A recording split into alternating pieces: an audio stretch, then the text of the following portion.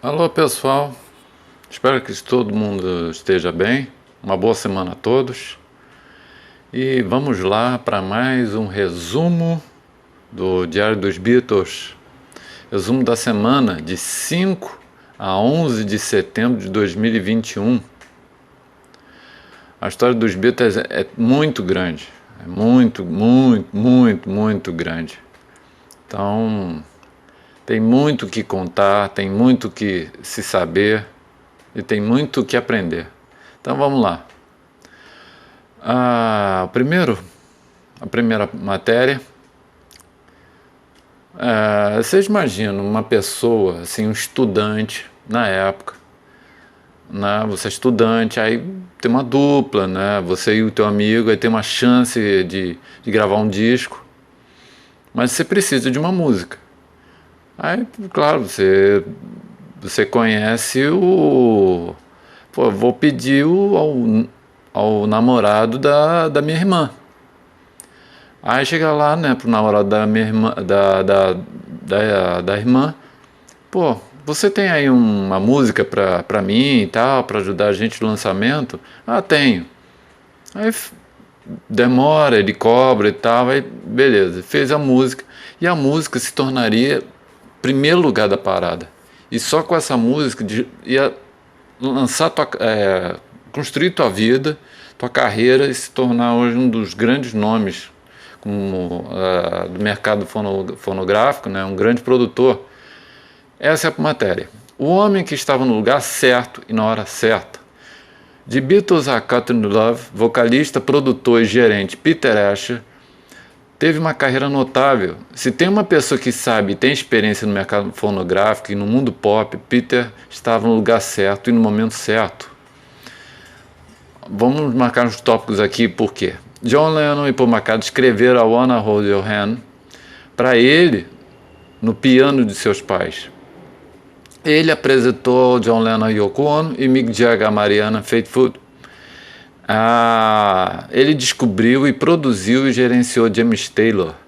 Ganhou o Grammy de Produtor do Ano em 1977 pelos discos de Linda Ronstadt e James Taylor, e em 1989 por Cher e 10,000 Maniacs. Nos anos 90 e 2000, ele produziu álbuns de Neil Diamond, Randy Newman, Diana Ross e Morrissey, e gerenciou Cotton Love e Craig Egan. Ele também ficou em primeiro lugar nas paradas pop em 1964 com a música World Without Love, de Peter Gordon, música que é de Lennon McCartney.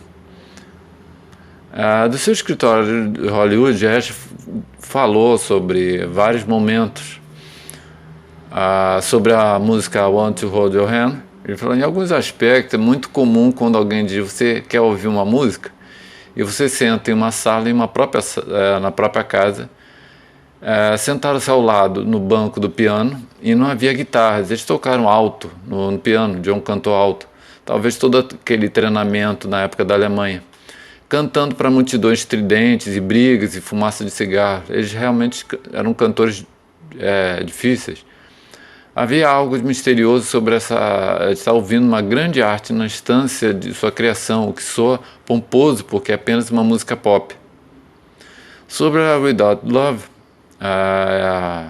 Peter Asher falando, era uma canção órfã que os Beatles não iriam gravar. Uma carta ofereceu a Billy J. Kramer, que rejeitou. Aí o Peter Asher falando, não foi terminada, não tinha uma ponte. Semanas ou meses mais tarde, Peter Gordon tinha um contrato de gravação da EMI. Eles estavam pensando em nós como um pouco mais folk. E eles disseram, se você tiver... Aí eu cheguei para eles, pô, se você tiver alguma música, você gostaria de sugerir por todos os meios, então... Asher chegou e perguntou por uma casa sobre a música World Without Love, que estava pela metade. Ele disse que sim, fazendo a música, mas tivemos que insistir um pouco para que ele escrevesse a ponte, antes da sessão de gravação. Peter Asher, depois que ele era gerenciado pelo Brian Epstein, com a morte de Brian Epstein, ele foi convidado pelo Peter Asher foi convidado para ser Um dos cabeças lá da Apple, né, o cara que descobre talentos, então ele falando, eles eram muito raramente unânimes, mas eram chefes emocionantes. Eles tendem a permitir que o outro monte um espaço. Ah, foi mais como John que iria deixar Paul ir em frente com sua coisa com Mary Hopkins, enquanto John estava fora fazendo algumas coisas loucas com Yoko. Eles sorriam de forma tolerante um com os outros sobre os projetos até que eles não aceitavam mais. Aí que a ver começou a briga, porque, claro, né, estava se gastando e a Apple só se endividando, né. Há uma disputa sobre a gestão dos Beatles que levou a sua dissolução. John poderia ser muito mal-humorado sobre as coisas, Paul tendia a ser mais diplomático. Aí ele, uma perguntinha rápida, perguntou qual é a produção sua que mais lucrativa que você trabalhou. Aí ele falou James Taylor, Great Hits, isso irá vender para sempre. Sobre a relação, qual foi a melhor relação de arte? Se foi John Yoko ou Mick Jagger e Marianne Faithfull, ele falou, é uma comparação difícil. Mick escreveu A Tears Goodbye depois que ele conheceu em uma festa que eu a levei. E o seu marido. Essa parte eu não entendi. Eles escreveram Sister Morphine juntos e ele escreveu muitas canções sobre ela. John Yoko vai até o dia de hoje, no sentido de que Yoko ainda é a portadora da chama. Havia muitas músicas boas lá. A outra matéria, isso aqui é buscando bem no início dos Beatles, mas bem no início. É interessante, você imagina assim, você conhece uma namorada, aí aquela coisa de amor, né, né, e tal. Quando você está apaixonado, né, a troca de ideias e assim vai. Aí vem a garota, fala assim, pô, que tal mudar teu corte de cabelo, né, tal. Posso mexer no teu cabelo? Pode. Amor, né? Aí tudo bem, vai e corta o cabelo.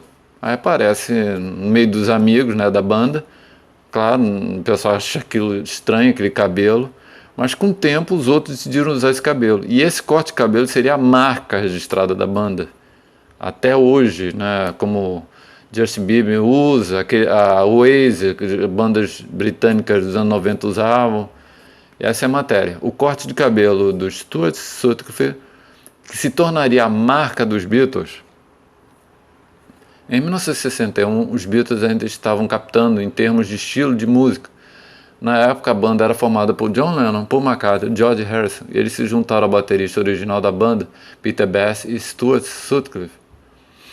E foram contratados para uma vaga de residência no Top Ten Club em Hamburgo, Alemanha, onde tocariam as noites por mais de 90 dias. Durante essa época, né, como já contei, ele namorava com a fotógrafa Astrid Kirchner, que acabou ficando noivos os dois. Falando sobre o estilo dos músicos no Anthology, Astrid falando, os Beatles estavam vestidos como meninos de pelúcia, com esses sapatos muito pontudos, que nós em Hamburgo nunca tínhamos visto antes. Ficamos fascinados com eles, assim como eles com as nossas coisas, e suas calças muito justas, e pequenos casacos cinzas minúsculos. Eles não tinham muita roupa, é claro, e seus cabelos foram penteados para trás, com aparadores, topete, né? Bem aquele rock dos anos 50. Aí, certa vez, John foi citado até, né, John falando, sem Elvis não haveria Beatles. Embora essa aparência mais oleosa em Hamburgo fosse impressionante, então o estúdio ofereceu a Astrid para fazer um corte, né, como eu falei. Todos meus amigos na escola de arte costumavam fazer esse tipo de corte, né, mop top, né, aquela coisa. O que você chama de corte de cabelo dos Beatles. E meu namorado então, Klaus Woodman, na época, antes de namorar com o Stuart, ela namorava com o Klaus. Depois que ela trocou o Klaus pelo Stuart, a relação do Klaus e do Stuart não era assim tão amigável assim, né? Klaus tinha esse penteado, Stuart gostou muito, muito mesmo. Ele foi o primeiro que realmente teve coragem de tirar aquele cabelo e me pediu para cortar o cabelo para ele. Depois disso, Stuart viajou para o Top Ten Club, onde John ficou surpreso com a transformação. Dizem, então não sei, dizem que John desmaiou no chão de tanto rir, achando ridículo aquele cabelo. Pois bem, Stuart manteve, né? Pô, ela é meu amor, né? Eu amo ela, aquela coisa. Poucos dias depois, George pediu a Astrid que cortasse seu cabelo no mesmo estilo, deixando Joe e Paul. George tinha cortado, então Joe e Paul ficaram com aquele cabelo topete. Depois da viagem em Paris, na França, porque o John tinha ganhado um dinheiro dia de aniversário, John decidiu viajar para Paris com Paul. Tipo assim, vamos fazer nós dois aqui, beleza. Aí eles foram, os dois, né, gastaram lá o dinheiro e tal. Ao voltar, eles concordaram e cortaram o cabelo. Ficaram todos os membros com cabelo, né, daquele estilo, menos Peter Bass, que ele se recusava. Aí você já imagina o que aconteceu, né?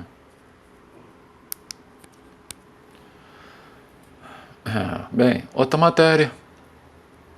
Eu não deixo música nenhuma de fundo, antigamente eu deixava, mas para não ter problema de direitos autorais, que o YouTube costuma derrubar os vídeos por qualquer coisa, até sem explicação. Pois bem, então outra matéria. Ringo Starr sentiu-se pressionado pelos Beatles após a separação. Ringo ainda se sentia pressionado pelos Fab Four muitos anos depois de sua separação. Ele revelou por que a experiência de ser um ex-Beatle pode ser pesada. Em 1992, época do disco Time Take Time, excelente disco, Ringo deu uma entrevista a Dave Why, da Rolling Stone. Durante a entrevista, Why mencionou uma música que John Lennon escreveu para Ringo, chamada I'm the Greatest. Ele citou a frase,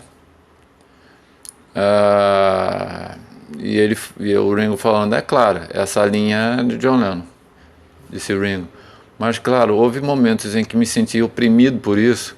Ainda estou deprimido, quero dizer, estou sentado aqui e estou animado com um novo produto, e você ainda está me perguntando sobre aqueles dias, quer dizer, a época dos Beatles.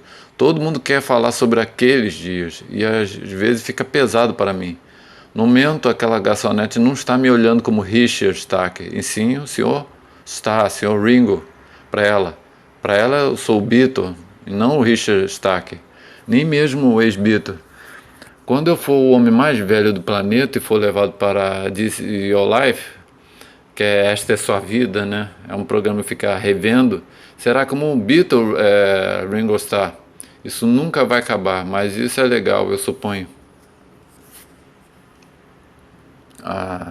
Esse programa de Seu Life tinha um programa no Brasil antigamente que era Esta é Sua Vida, né? Vinha um cara, contava a vida toda do cara desde o início. Você se lembra na época? Então aqui tá seu amigo e tal. Isso aí foi exibido na TV brasileira anos atrás. Então o repórter disse que ser um Beatle é um trabalho para toda a vida, como ser um monarca. Aí Ringo falou, claro, nunca se engane, estou totalmente, honestamente orgulhoso da música que fizemos e das amizades. Foi a melhor banda que já participei. Em outra parte da entrevista, Ringo disse que os Beatles foram a melhor banda de todos os tempos. Ringo fez, mas mesmo assim, o Ringo fez uma grande carreira solo, lançando 12 singles que alcançaram a Billboard, a parada de 100 da Billboard. And singles foram All My Mind, Hey Baby, Rock My Brain, A Dose of Rock and Roll, Back of Boogaloo, Big of Blues, Only You, You Don't Come Easy, Goodnight Vienna, All We, né? E o outro single, No Song, o Snookeroo, e o outro single, Photograph, You Are 16. As duas últimas canções alcançaram o primeiro lugar na parada. Além disso, dois de seus álbuns, Ringo de 73 e Goodnight Vienna, alcançaram o top 10 da Billboard 200. Quer dizer, Ringo sempre brilhando, né? Bem, outra matéria. Semana passada eu falei sobre umas fotos de Polaroid, fita, né, de uma música inédita do John que estariam à venda e seriam leiloadas na Dinamarca. Pois bem, apareceu outras fitas de entrevista, né, diferente dessas. Essa é a matéria. Novas entrevistas de John Lennon citam a MBE, que é aquela medalha do Império Britânico que receberam, críticos sobre Yoko Ono e os Beatles. Uma fascinante coleção de fitas de entrevistas inéditas com John Lennon está em leilão este mês, oferecendo uma visão na época dele sobre tópicos que incluem suas canções favoritas dos Beatles, seu amor por Yoko Ono, o poder corrupto da fama e seus sentimentos de hipocrisia por aceitar inicialmente a medalha do Império Britânico. Os 91 minutos de gravações e de entrevista foram conduzidos por um jornalista canadense chamado Ken Zillick, em 3 ocasiões, em 1969 e 1970, quando os Beatles estavam começando a se fragmentar. Apenas 5 minutos dessas entrevistas foram para o ar, através de uma transmissão em 1980. O repórter, o jornalista Zelig morreu em 1990, então as fitas foram descobertas recém pela família. Estima-se que serão vendidas entre 20 mil a 30 mil libras. Né? Deixa eu ver se tem umas partes aqui sobre o que ele fala nessa fita. Perguntada sobre quais melhores canções dos Beatles que ele achava, né? Ele falou: eu tenho preconceito, gosto das minhas, sabe? Ele rindo. É, claro, né? Eu gosto de Revolution 9, um experimento sônico de forma livre no clímax do álbum branco. Quando é solicitado a citar mais, ele fala: I'm the War, Strawberry Field Forever, Day in the Life, Rain. Também ele falou sobre as influências, né, dos Beatles. Ele falou que foram influenciados pelos compositores clássicos como Carl Stockhausen e John Cage, que é um cara que faz música experimental. Isso influenciou nossa música em seguida, a música de outras pessoas, mas minimiza a importância do grupo. As pessoas dizem que os Beatles criaram uma forma totalmente nova de vida e pensamento. Bem, não éramos parte disso. Se houvesse uma grande onda no oceano, que fosse o movimento, estávamos na frente da onda, mas não éramos o movimento em si. Lennon foi entrevistado com Yoko, né? Aí ele mostra, na época, em 69 e 70, a paixão toda que ele tinha pela Yoko.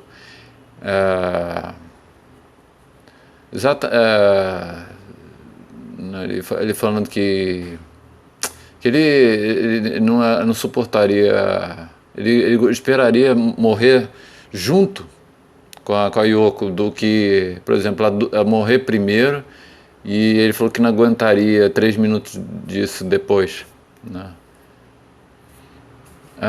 Aí o John fala sobre amor: tem que passar por suas tempestades e nevar, mas você tem que protegê-lo. É como um gato de estimação. O amor tem que ser nutrido como um animal muito sensível, porque é isso que ele é.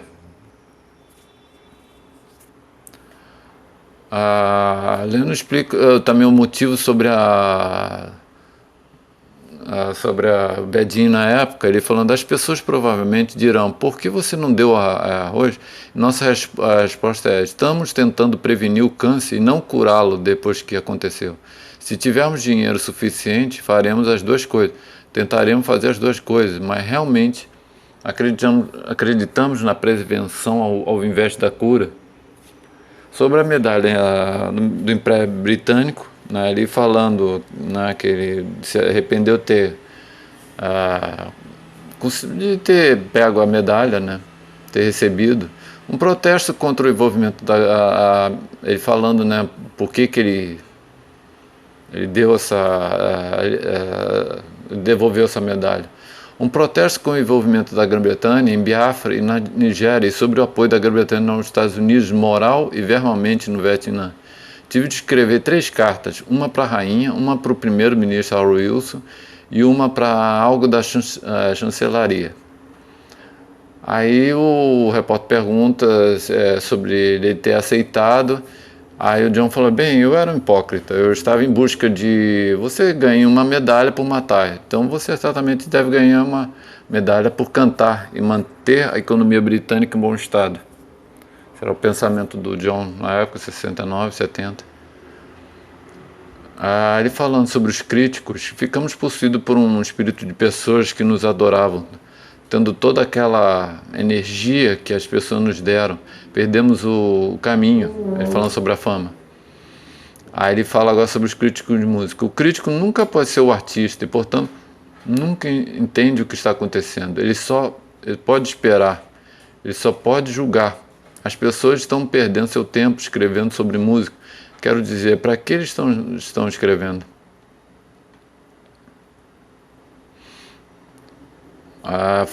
Na época, né, em 1970, ele falando qual seriam os planos para os Beatles, ele falou: os Beatles nunca fizeram planos depois que pararam de fazer turnê.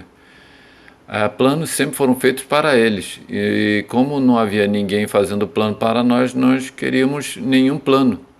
Então nós os fazemos, não os fazemos.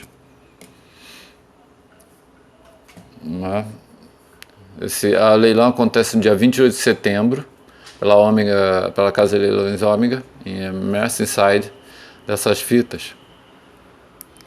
Em outra matéria, semana passada foi semana de aniversário de um clássico álbum, né, do John Lennon. O álbum Imagine de John Lennon completa 50 anos. Imagine é o segundo álbum de John Lennon, gravado e lançado em 9 de setembro de 1971. O álbum tendia para músicas que foram mais suaves, mais comercial e menos avant-garde do que aquelas do seu álbum anterior. As gravações aconteceram nos dias 11 e 12 de fevereiro e 23 de junho e 5 de julho de 1971. Embora as faixas básicas para o álbum foram inicialmente gravadas em seu estúdio em Axtor Sound Studios, em Thistlehurst Park, muitos instrumentos foram regravados na Recoplan, em Nova York, onde corda, saxofone de King Kirsten, né, na música It's So Hard, né? A faixa título Imagine tornou-se a canção de assinatura de Lennon, sem dúvida. Se você lembrar com a música que marcaria o John, é sem dúvida Imagine, né? É a música de mais impacto, né? A George Harrison participou de algumas faixas, algumas gravações, como How Do You Sleep.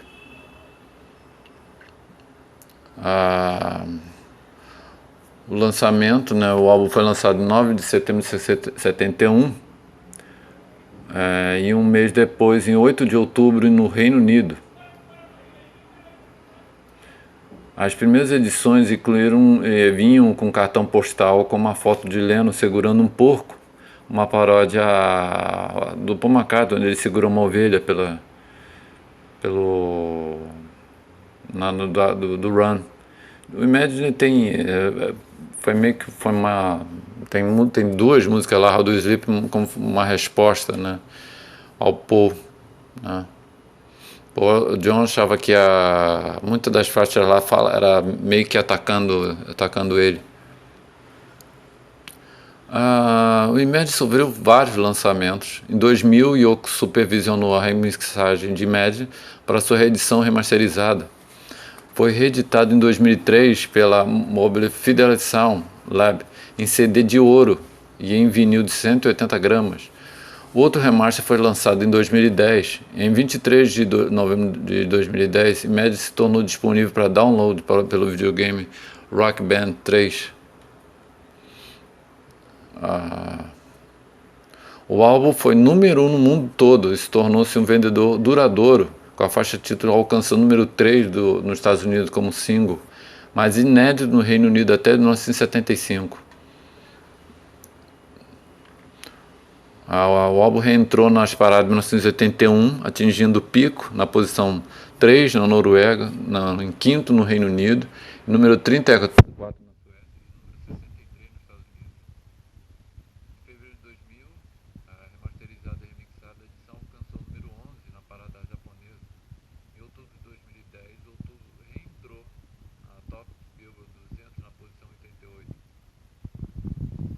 Em 2018, o álbum foi remixado mais uma vez, e dessa vez com uma senhora caixa chamada Imagine The Ultimate Collection, com vários formatos, vários, uma caixa com 2 Blu-ray, 4 CDs, e além de um livro com 120 páginas, e outros formatos com 2 CDs, um CD só, o Blu-ray e DVD do filme Imagine. Além do filme Imagine, né, foi exibido nos cinemas. Aqui no Brasil foi exibido, pelo menos no Rio de Janeiro foi exibido.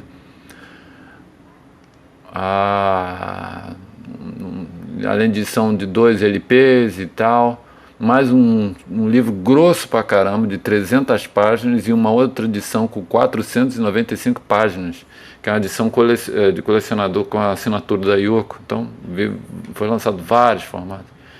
E agora em 2021, para comemorar os 50 anos, foi lançada uma edição com 2 LP de vinil branco, com outtakes, e o disco 1 com um novo mix, né? Contando mais umas coisas sobre o Imagine, eu botei algumas matérias lá só no Facebook, porque já eram matérias que eram recentes no blog. Eu falei, vou aproveitar a ocasião, botei lá. Sobre o documentário Above the Sky, o escritor britânico Ray Conniff contou quando escutou a música Imagine pela primeira vez. E é interessante como é que o John, na época, o espírito dele. John Lennon me enganou quando tocou Imagine para mim pela primeira vez. Eu estava em sua propriedade, em Berkshire, em um sábado à tarde, 1971, quando ele me disse que queria que eu ouvisse do seu novo single. Levando-me para o quarto dele de Yoko, onde você sempre ia para uma conversa particular, ele pegou uma velha vitrola Dansette, porque ele não conseguia fazer seu novo sistema hi-fi funcionar, e colocou a picape em um disco sem etiqueta. A primeira música que ele tocou foi Give Me Some True, e fiquei desapontado. Sou como um discurso pro lixo, que era ralo na melodia e improvável que fosse o hit que eu sabia que ele queria. Então, quando terminou, perguntei a ele o que tinha no outro lado. Nesse ponto, ele virou o disco e tocou Imagine para mim. Eu estava confuso, pois não deveria ser do lado A. Eu queria saber, e ele sorriu. Claro que ele sabia muito bem que seria o lado A e o título do seu novo álbum também.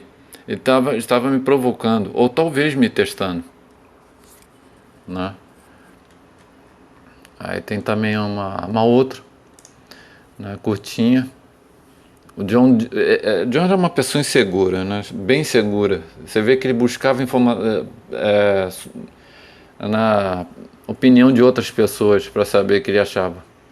John pediu ajuda de alguns amigos jornalistas, incluindo um certo Karen Murphy, um freelance, um jornalista freelance que fazia para uma publicação musical chamada Sounds, para dar uma opinião, um feedback, né? Então Murphy ouviu e disse a Lennon que gostou de uma música, era Imagine. Acho que as pessoas ainda vão ouvir em 10 anos. Ele disse, foda-se, é apenas um álbum de rock. Esse álbum era o Imagine. Aí ele fala que ele escutou How Do You Sleep, ele se via que na letra se mencionava algumas músicas títulos de músicas do Paul. Aí ele percebeu que era alguma coisa contra o Paul. Ele falou, ficou claro que era um choque entre o John e Paul, que eu, como público, não sabia.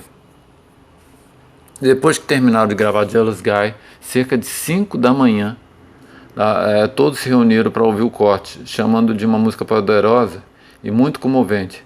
Alguém disse que era ótimo e Lennon primeiro respondeu com agradecimento e depois disse, seu idiota mentiroso. John era bem seguro, né? Isso, tem várias passagens que eu posso falar que mostrava que o John era muito, muito seguro. Então é isso aí, os 50 anos do álbum Imagine. Outra matéria, aproveitando, tanta informação que eu tenho que separar, né, para não encher muita pessoa. E como eu tenho outros canais do Diário dos Beatles, né? Então botei uma matéria aqui e outra diferente que só está lá na página no Facebook, e a que está no blog, mas não está no Facebook, e assim vai. Pois bem, outra matéria, continuando sobre os 50 anos do álbum Imagine. John Lennon escreveu Imagine para superar Yesterday. John Lennon estava obcecado com a gravação de uma música melhor do que Yesterday, de Paul McCartney, que esperava Imagine finalmente substituísse o hit dos Beatles. Para contar antes, né, John tinha ele ficava muito irritado, muito irritado. Ele falou que se lembra uma vez, ele está num restaurante, uma pessoa chegou assim, apertou a mão do John, parabéns, adoro essa música, né, Yesterday. Aí claro, o John ficava incomodado, porque primeiro a música não era dele, a Yesterday é toda do Paul McCartney, 100% do Paul McCartney, ele só levou o nome lá no crédito e tal. Isso incomodava, porque ele recebia elogio por uma música que ele não escreveu. Pois bem, o guitarrista estava consumido com seu desejo de escrever uma faixa tão boa quanto a famosa canção escrita por seu colega de banda em meados dos anos 60, porque muitos fãs acreditavam equivocadamente que foi composto por Lennon, como eu contei antes. Quando ele veio com Imagine, em 1971, ele estava convencido que finalmente tinha uma música, uma obra-prima para superar Paul McCartney. Então ele importunou seu amigo DJ Howard Smith, querendo saber se era melhor do que essa. Bem, Howard Smith falando da revista Mojo. John veio ao meu apartamento e ele estava todo animado. Ele disse, eu acho que finalmente escrevi uma música com uma melodia tão boa como Yesterday. Yesterday o deixava louco. As pessoas diziam para Lennon, obrigado por escrever Yesterday, uma bela canção. É aquilo que eu falei, né? Lennon tocou Imagine para Smith em seu apartamento e da profundidade da sua obsessão com McCartney ficou claro. Howard Smith falando, ele tocou isso e me perguntou o que eu pensava. Eu disse, é lindo.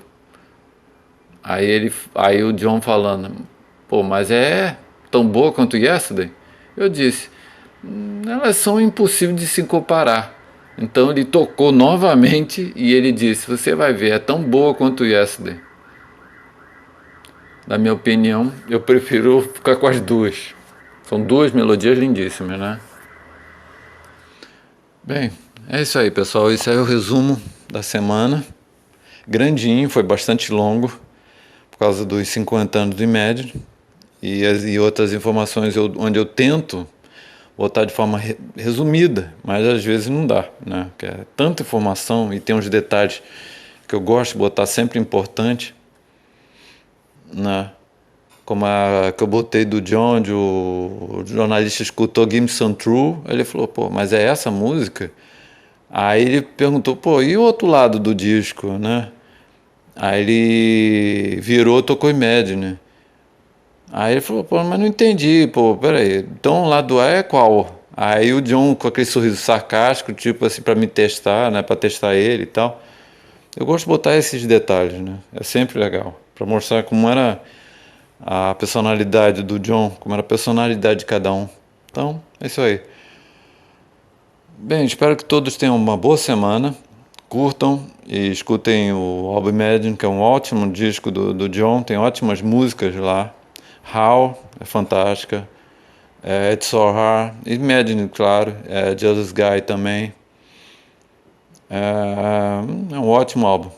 Então, boa semana a todos, espero que todo mundo seja bem e até lá, valeu!